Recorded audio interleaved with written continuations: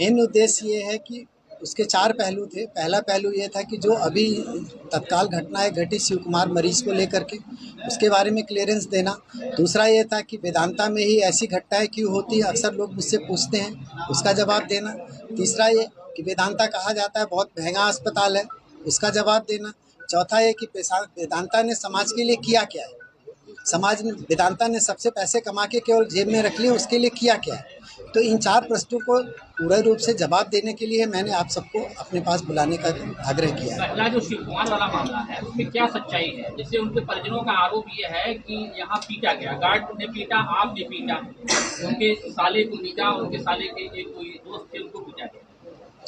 जो साले के उनके दोस्त से उनके बारे में कहा जा रहा है कि उनके साथ पिटाई हुई, एक ही आदमी है जिन्होंने कहा कि मेरे साथ पिटाई हुई। मैंने सिर्फ इतना कहा कि अगर 2 बजे रात को किसी को 18 लोग मिलके पीटेंगे, कहीं उन्होंने कहा कि डंडे हथियारदारों से भी पीटा है, कहीं कहा उन्होंने थप्पड़ से मारा गया। मैं कहता हूँ केवल थप्पड़ हाथ से ही कोई मारेगा तो हाथ से ज़्यादा चेहरे पे, सिर पे, सीने पे चोट आएंगी। कहीं पे भी कोई दाग धब्बा, जैसे हमारे गाल पे एक चाटा भी पड़ता है तो एक निशान पड़ जाता है, उनके शरीर पे किसी तरीके के निशान थे चोट के, या फिर उनकी आवाज़ में 2 बजे चोट हुई, 6 बजे वो बोल रहे हैं हाथ ऊंचा करके, वीडियो में रिकॉर्डेड है, जो खुद गाली गलौज करके गाली दी है, उसके बाद ही कहानी शुरू। और उसके बाद ये बताया जा रहा है कि क्या उनको कहीं निशान थे ऐसे, या उनकी आवाज़ में ऐसी झलक थी कि उनके साथ मारपीट हुई है। केवल उन्होंने ये सारी घटना इसलिए बनाई क्योंकि पैसा ना देना पड़े। उनकी बिल 70,000 रुपये की बन चुकी थी।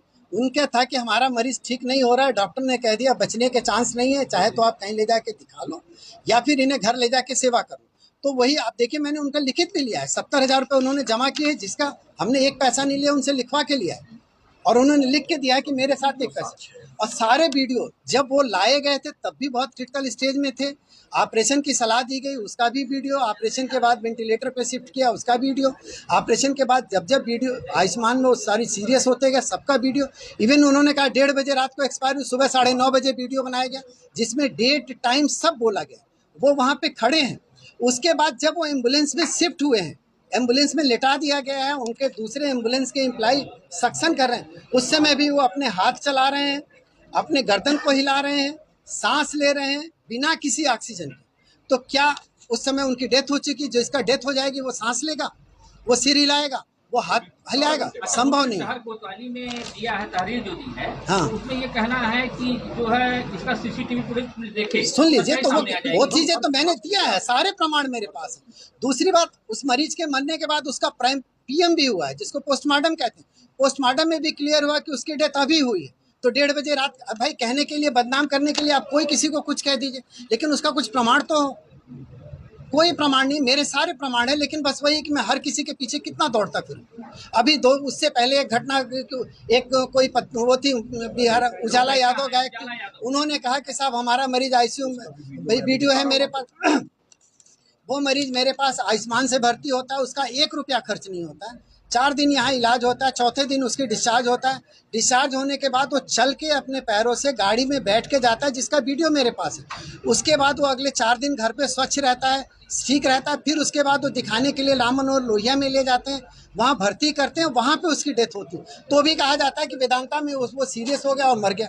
अब बताइए मैं इस चीज़ का प्रमाण कैसे दूँ? अगर समाज में लोग, यादव का ये भी कहना था कि जैसे बच्चा यहाँ सीरियस था, आप उसको कहते थे कि नाटक कर रहा है, बहाना कर रहा है, ऐसा कुछ बात नहीं है। भाई मेरी बात आप सुनिए, ये शब्द तो उनकी बनावटी है। अगर मैं ऐसा कहता तो कैसे उसका इलाज करता, और अगर ठीक होता तो कैसे पैरों पे चल के जाता? वो अपने पैरों से चल के जा रहा है, घर पे भी 4 दिन ठीक है, खा रहा है, पी रहा है, सारा काम कर रहा है, और चौथे दिन लोग उसको लोहिया ले जाने दिखाने के लिए, तो लोहिया वाले कह रहे हैं भाई कुछ इसमें दिक्कत लग रही है, इसको एडमिट करिए, इसकी जांच होगी, और वहाँ पे उसकी डेथ हो रही है, और आप कह रहे हो कि वेदांता में उसको वो सीरियस हो गया, उसकी डेथ हो गई।